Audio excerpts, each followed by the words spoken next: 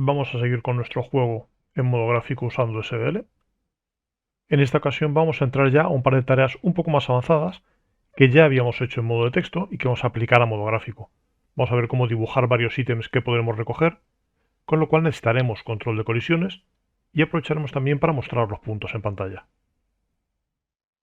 En primer lugar vamos a echar un vistazo rápido a cómo era la apariencia de ese juego, cuya estética vamos a imitar. No vamos a imitar totalmente la lógica, pero sí un poco la estética.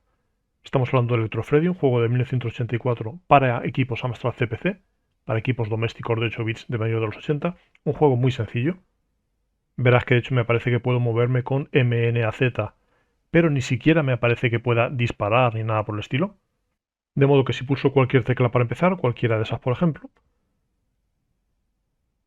aparezco en medio de una pantalla con un señor que me persigue, objetos que tengo que recoger. Ese señor dispara algo que parecen ordenadores y yo simplemente tengo que llevarme estos objetos sobre la cinta.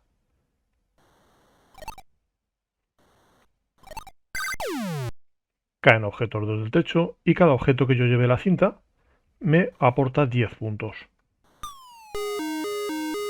Si toco al enemigo pierdo una vida de las 3 que tengo. Esta es la idea básica, nuestro va a ser todavía más sencillo, ni siquiera vamos a hacer esto de que haya que arrastrar objetos hasta la parte inferior de la pantalla, simplemente haremos que cada vez que lo toquemos desaparezca y nos dé 10 puntos. También aparecía en ocasiones por aquí arriba, como puedes ver, una especie de tarta que me daba puntos adicionales. Y si recojo todos los elementos, aparece una llave que me permite pasar al siguiente nivel. Voy a hacerlo. En cuanto dejo este último objeto, aparece la llave y puedo cambiar de nivel. Y el segundo nivel tiene ítems distintos, tiene un laberinto un poco más complicado, luego aparecerían campos de fuerza, pero bueno, la idea básica es esta, arrastrar objetos a una cinta transportadora. En nuestro caso va a ser simplemente tocar objetos que desaparecerán.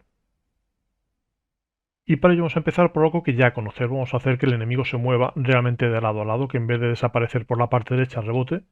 Y para eso nos basta con crear, por ejemplo, una velocidad, que es uno de tantos detalles que ya está en la clase Sprite, pero que de momento vamos a hacer de forma artesanal desde fuera y que más adelante iremos poco a poco automatizando.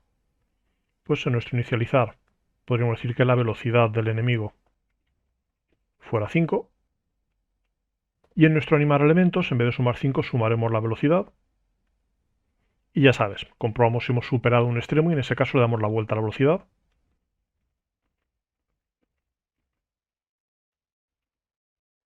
¿Qué podría ser algo así? Esto de poner números prefijados en general es una mala política. Son números que dependen del tamaño de pantalla. Si yo decido cambiar el número de pantalla, me tocaría revisar el programa entero para corregirlo. Sería más razonable usar aquí variables inicio de pantalla, final de pantalla, pero de momento lo dejamos así. Vamos al segundo detalle de hoy. Vamos a añadir sprites que representen esos ítems que voy a recoger. Con lo cual vuelvo al principio. Igual que tengo un sprite de personaje y un enemigo, tendré un array de sprites, sprite corchete, que representen mis ítems. Y me vendrá bien tener también otro número entero que sea la cantidad de ítems, porque vamos a hacerlo todavía con un array igual que hicimos en modo texto, y más adelante ya pasaremos si nos interesa hacerlo con una lista. Y nuevamente en mi inicializar habrá bastantes cambios. De hecho vamos a empezar a colocar las cosas un poco. Esto es de personaje y la X y la Y también, así que lo dejamos junto. Los detalles de enemigo los dejamos junto al enemigo. Y ahora como tenemos varios ítems, va a ser una estructura hasta cierto punto parecida a esa, pero repetitiva, con un bucle for.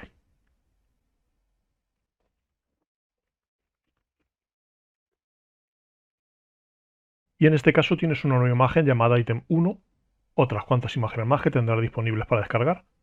Y entonces preparo el sprite de cada elemento y ahora vamos a colocarlos. Y para eso usaré, ya sabes, una variable de tipo random. Puedo preparármela incluso aquí dentro y que sea local al inicializar. Digo, quiero un random, que puedo llamar R o generador. Si no te lo reconoce, quizás falte using system al principio del programa. Vamos a comprobarlo. Efectivamente. Podría con alt intro hacer que me lo rellenara él, pero no está de más el tener esa precaución y empezar a entender de dónde vienen los posibles problemas. Pues en mi caso, lo dicho, para empezar, necesitaré primero, no lo he hecho, decir que mis ítems va a ser un nuevo array de sprites con esa cantidad de ítems. Y ahora ya sí, de mis ítems, cada uno de ellos quiero que sea perdón, quiero que se mueva a unas ciertas coordenadas que van a ser,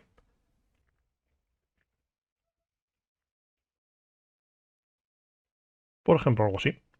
Entre la 100 y la 1100, el mismo margen que se movía el enemigo, y en vertical, que tenemos 720 de altura, pues quizás entre 100 y 600. Tendremos también que dibujarlos, con lo cual puedo traerme este esqueleto de aquí.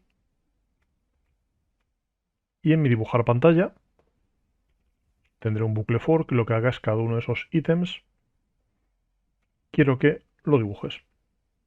Verás que aquí no hay ningún moverá porque su ubicación está prefijada, no cambia en cada paso, con lo cual me basta con dibujarlos cada vez. Voy a asegurarme de que he dado un valor a esa cantidad de ítems, que quizás no lo haya hecho. Creo que no, pues cantidad de ítems va a ser, por ejemplo, 20. De hecho, la X de mi enemigo voy a hacer que empiece siendo, por ejemplo, 120 para que esté ya dentro del rango de movimiento. Vamos a comprobar si aparecen ya todos los ítems y si mi enemigo rebota.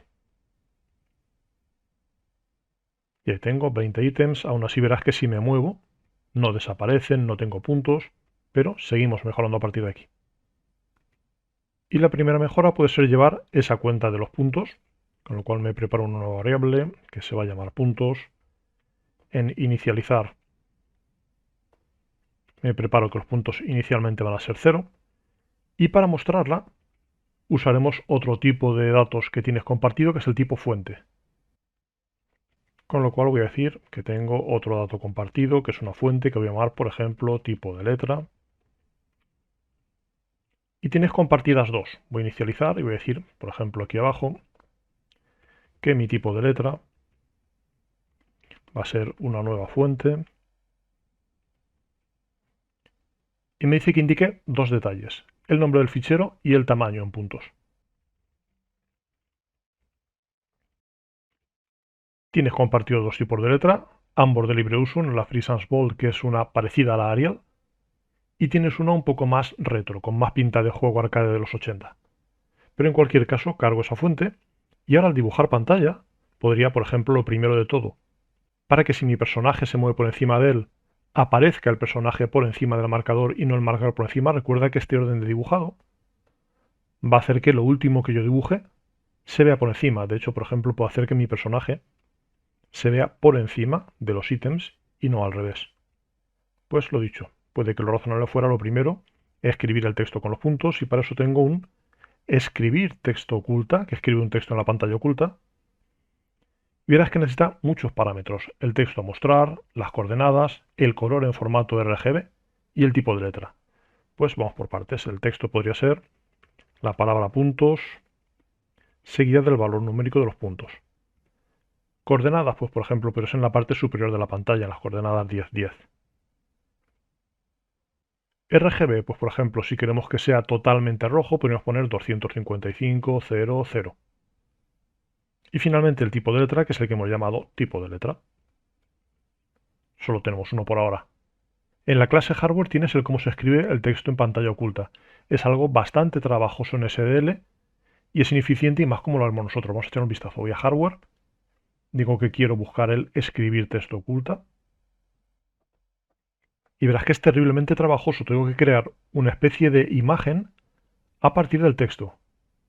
Tengo que hacer lo que ya conocemos de las imágenes de rectángulo de origen, rectángulo de destino. Tengo que volcarla y luego tengo que liberar esa imagen que he creado puntualmente. Es trabajoso, consume muchos recursos, de hecho es relativamente ineficiente porque estamos reservando una imagen y liberándola 50 veces por segundo, tantas veces como pasemos por ese dibujar. Pero bueno, son peculiaridades de SDL que se podrían optimizar un poco, pero no me interesa el optimizarlas, sino el simplificarlas, el que quede dentro de nuestro juego un esqueleto lo más sencillo posible. Pues seguimos, tenemos ya el texto escrito. Ahora vamos a hacer que realmente se incrementen los puntos, que cuando yo toque uno de esos elementos, mis puntos aumenten. Y para eso nuevamente tenemos en la clase Sprite un método colisiona con. La idea está en que en modo gráfico ya no nos basta con que coincida exactamente la X y la Y.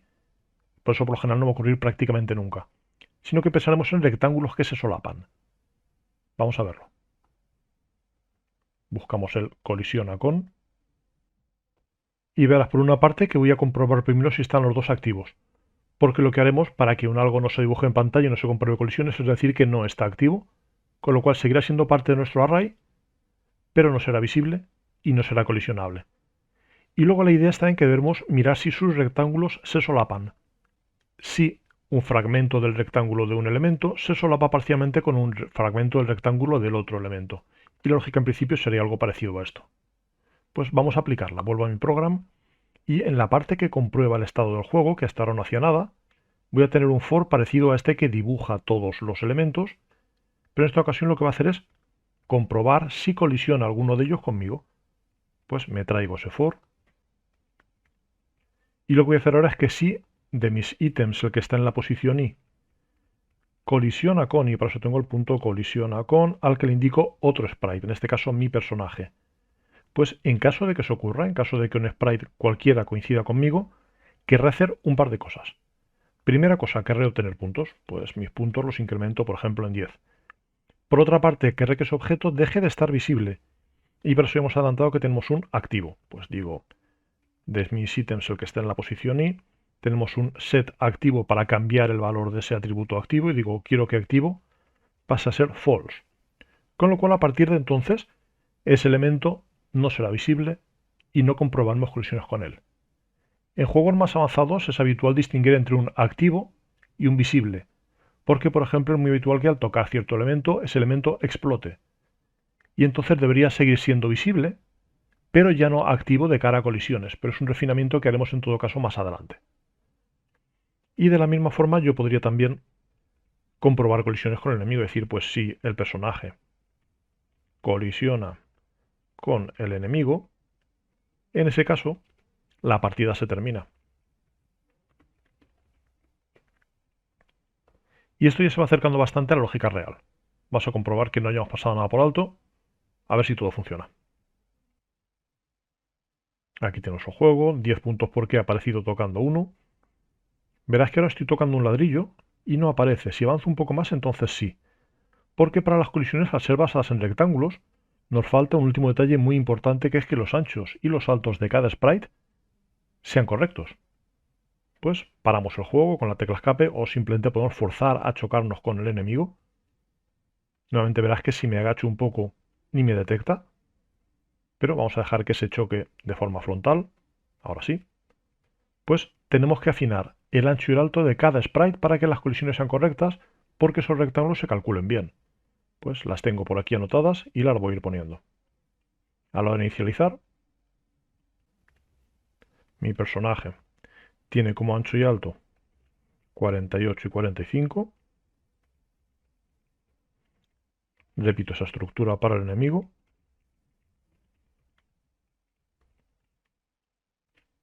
El tamaño del enemigo es 54 por 60.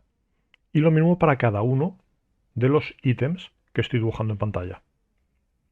Digo, de mis ítems, el que está en la posición Y, su ancho y su alto es de 60 por 18. Y ahora las colisiones serán mucho más finas. Vamos a probarlo. Ahora ya, en cuanto lo toque apenas un poco, desaparece. Lo mismo si lo toco por este lado. Y lo mismo si el enemigo apenas me roza. Ahí está. Pues como siempre tendrás este esqueleto compartido y en la siguiente entrega veremos ya cómo hacer animaciones, cómo intercambiar varios fotogramas. La idea básica es que tendremos simplemente un array de imágenes que iremos intercambiando y es algo que ya está previsto directamente en la clase Sprite. Verás que en los sprites una de las cosas que tenemos preparadas es un array de imágenes. Realmente un array bidimensional para poder tener una secuencia distinta para si va hacia la derecha o si va hacia la izquierda o si va hacia arriba o hacia abajo o como fuera. Pero en cualquier caso tendremos un array de imágenes y tendremos una función que yo he llamado siguiente fotograma, que lo que hace es que pasa a la siguiente imagen de ese array. Lo utilizaremos en la próxima. Y empezaremos a ver cómo podemos usar mapas de esos para representar todo el laberinto que ya hicimos en modo texto, cómo aplicarlos a modo gráfico.